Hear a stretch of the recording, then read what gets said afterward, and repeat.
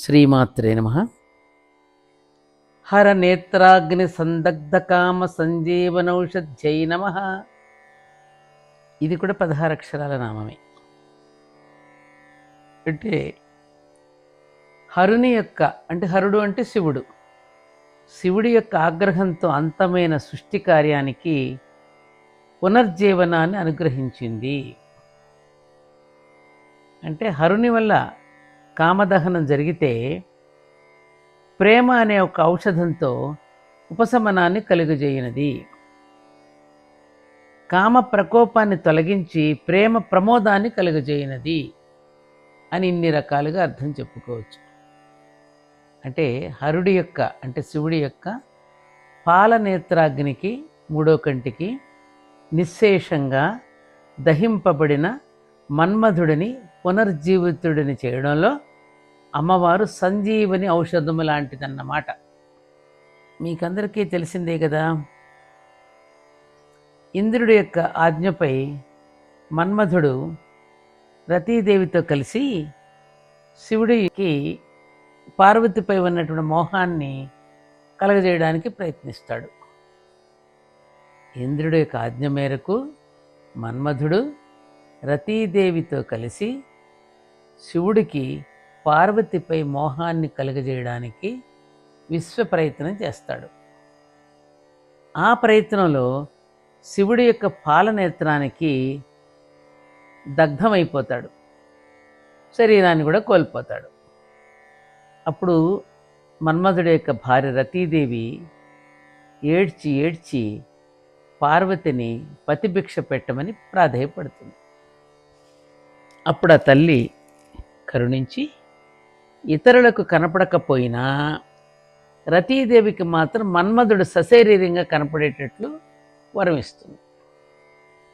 అప్పటి నుండి మన్మధుడు అనంగుడు, అంటే శరీరం లేనివాడైపోయాడు. కానీ రతీదేవికి మాత్రం కనపడతాడు. కాబట్టి ఆమెకు ఆ రకంగా ఆమె మంగళస్వరూపిణి అయ్యింది. ఇది మనకు తెలిసిన కథ. తండ్రి శిక్షిస్తే పిల్లవాడిని తల్లి సముదాయించడాన్ని తెలిపే ఈ కథలో 2 రకాల అంతరార్థాలున్నాయి. మనం కూడా నాన్న కోప్పడితే వెంటనే అమ్మ చెంగు పట్టుకుంటాం, అమ్మ దగ్గరికి వచ్చి ఏడుస్తాం, వంటింట్లో అమ్మ పని చేసుకుంటుంటే, అవునా? అప్పుడు అమ్మ ఏం చూపిస్తుంది? ప్రేమ చూపిస్తుంది. అలాంటిదే ఇది కూడా. తండ్రి శిక్షిస్తే పిల్లవాడిని తల్లి సముదాయించడాన్ని తెలిపేటటువంటిది ఈ గాథ కూడా. హరుడు అంటే శివుడు అని చెప్పుకున్నాం కదా. ఈ శివుడికి ఎన్ని నేత్రాలు ఉన్నాయి? 3 నేత్రాలు ఉన్నాయి. 3వ నేత్రం ఎక్కడ ఉంటుంది? పాల భాగంలో ఉంటుంది. ఈ కుడి కన్నేమో సూర్యాత్మకమైతే ఎడమ కన్ను చంద్రాత్మకం. ఈ పాలనేత్రం అగ్నితత్వాత్మకం. అగ్ని శుద్ధి జరిగితే అసలు విషయం తెలుస్తుంది. అందుకే శివుడి యొక్క ఈ 3వ కన్ను జ్ఞానాగ్ని. అందుకే ఈ ప్రాంతం వద్దే ఆజ్ఞాచక్రం ఉంటుంది. కామం నిండి ఉన్నప్పుడు కన్ను మిన్ను కనకపడదు. ఏమిట్రా నీ కన్ను మిన్ను కనడం లేదు, అంత అహంకారమా అంటుంటాం. ఆ కామం ఒళ్ళంతా నిండిపోయినప్పుడు కన్ను మిన్ను కానకుండా విచక్షణారహితంగా ప్రవర్తిస్తాడు. మంచి చెడులను విడమరిచి చెప్పే విచక్షణం కూడా ఉండదు. అందుకే మన్మధుణ్ణి కాముడు అని కూడా అంటారు. అందుకే మనం హోలీ రోజున కామదహనం అని పూజ చేస్తాం కదా. కామదహనం అంటే ఏమిటి? ఈ కామాన్ని దహించి వేయడమే. ఈ కాముడు కామానికి సంకేతం. మరి శివుడి 3వ కన్ను జ్ఞానానికి సంకేతం. శివుడి యొక్క 3వ కన్ను జ్ఞానాగ్నికి సంకేతం అయితే కాముడేమో కామానికి సంకేతం. అంటే ఆ శివుడి యొక్క నేత్రాగ్నికి, అంటే హరనేత్రాగ్నికి కాముడు దగ్ధం అవడం అంటే శివుడి యొక్క ఆగ్రహం ద్వారా కామదహనం జరిగి జ్ఞానోదయం కలగడం అని అర్థం. కాబట్టి కామదహనానికి అయ్యవారైన శివుడి ఆగ్రహం అవసరం అని తెలుస్తోంది. ఇక అమ్మవారి అనుగ్రహం ఎలాంటిది? అమ్మవారి యొక్క, ఆయనదేమో ఆగ్రహం, ఇక్కడ అమ్మవారిదేమో అనుగ్రహం. మన్మధుడు దహించబడిన తర్వాత రతీదేవి వచ్చి మొరబెట్టుకుందిగా పార్వతీని. రతీదేవికి మాత్రమే కనపడేటట్టుగా వరం ఇచ్చిందిగా.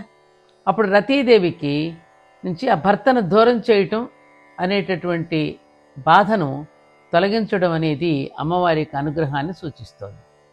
ఈ అనుగ్రహం ఎంతటిదంటే నిశ్శేషంగా దహింపబడి బూడిదైపోయిన మన్మధుడిని కూడా తిరిగి పునరుజ్జీవితుని చేయగలిగినంతటిది. అలాంటప్పుడు ఈ అనుగ్రహం మాడిపోయిన మన్మధుని పట్ల సంజీవని ఔషధం వంటిది అనడంలో తప్పే ఉంది. ఈ నామం ఏం చెప్పింది? హరనేత్రాగ్ని సందగ్ధ కామ సంజీవన ఔషధి. అందుకని ఈ నామంలో ఈ అనుగ్రహాల రెంటికి కూడా సంబంధించిన గాథలు మనకి ఇక్కడ తెలియచేయబడ్డాయి. ఈ రతీ మన్మధుల గురించిన అంతరార్థం ఏమిటో ఇక్కడ గనక మనం గమనిస్తే మనకి ఇంకా బాగా మన జీవితానికి అన్వయించుకోవడానికి కరెక్ట్గా సరిపోలుతుంది. ఇక్కడే వినాలి మీరు బాగా. మన్మధుని యొక్క భార్య పేరేమిటి? రతీదేవి. అందానికి ఆనందానికి వీరిది చాలా అనుకూలమైనటువంటి దాంపత్యం. రతి అంటే ఏమిటి? ఆసక్తి. మన్మథం అంటే మానసిక మథనం, అంటే అనుభూతి. కాబట్టి ప్రతి వ్యక్తిలోనూ ఆసక్తిని రేకెత్తించేది రతి అయితే అనుభూతిని ప్రసాదించేది మన్మథుడు. అందువలనే ఈ రతి మన్మథులిద్దరూ ప్రతి వ్యక్తిలోని ఆసక్తి అనుభూతులకు ప్రతీకలు, అంటే సంకేతాలు. ఇప్పుడు చూడు, అక్కడ లడ్డు ఉంది, లేకపోతే ఒక మంచి చక్కెరకేళి ఉంది. అందులో నీకు తినాలని ఆసక్తిని రేకెత్తిస్తోంది. అది తినాలని ఆసక్తి నీకు కలుగుతోంది, అది రతీదేవి. తినిన తర్వాత నీకు కలిగిన అనుభూతి మన్మథుడు. అందుకని అక్కడ ఏం చెప్పింది పార్వతి? నీకు మాత్రమే కనపడతాడు. ఇక్కడ బాగా విను. అతను నీకు మాత్రమే కనపడుగాక అని వరం ఇచ్చింది కదా నాన్న. అందుకని తిన్న తర్వాత చక్కెరకేళి ఎలా ఉంది అని చెప్తే నువ్వేమంటావు? చాలా బాగుందని అంటావు. చాలా బాగుండడం అంటే ఏమిటి అంటే అప్పుడు ఏమంటావు? విసుగొచ్చి మీరు తిని చూస్తే తెలుస్తుందమ్మా అంటావా లేదా? అంటే ఎవరికి వాళ్ళకి అనుభూతి వాళ్ళకే తెలుస్తుంది తప్ప ఎదుటివాడికి ఏం తెలుస్తుంది? నీకు బాధ కలిగిన, గొప్ప అనుభూతి కలిగిన నీకే అనుభవైక వేద్యం. మీరు కూడా తిని చూడండి మీకు తెలుస్తుంది అంటావు. నేను ఎలా చెప్తాను అంటా. అట్లా అనమాట. రతి అంటే ఆసక్తి, చెయ్యాలనే ఆసక్తి, చేసిన తర్వాత వచ్చే కలిగేట అనుభూతి, పొందిన తర్వాత కలిగే అనుభూతి మన్మథుడు. ఆసక్తి, అనుభూతి మనలో ఉండేటటువంటి రతి మన్మథులు. ప్రేరణ కలిగిస్తుంది. ఆ ప్రేరణ కలిగించిన తర్వాత కలిగే అనుభూతి మన్మథుడు. అంటే ఆసక్తి అంటే ఇంకో రకంగా ఒక కుతూహలం. ఆసక్తి కలిగినటువంటి వాడు ఆసక్తి దేని మీద కలిగిందో దాన్ని పొంది అనుభవించినప్పుడు వాడికి ఆనందం కలుగుతుంది కదా. అంటే అనుభూతి అనే మన్మథుడు ఆసక్తి అనే రతీదేవికి తెలుస్తాడు, కానీ ఇతరులకు తెలియడు. నిజమే కదా, ఒకరి అనుభూతి ఇంకోళ్ళకి ఎలా తెలుస్తుంది? అది కేవలం వ్యక్తిగతం, ప్యూర్లీ పర్సనల్ అండ్ సబ్జెక్టివ్ అని చెప్పడం కోసమే అనుభూతి అనే మన్మథుడు ఆసక్తి అనే రతీదేవికి తప్ప ఇతరులకు కనపడడు. కలలో అయినా ఇలలో అయినా ఇది సత్యమే కదా నాన్న.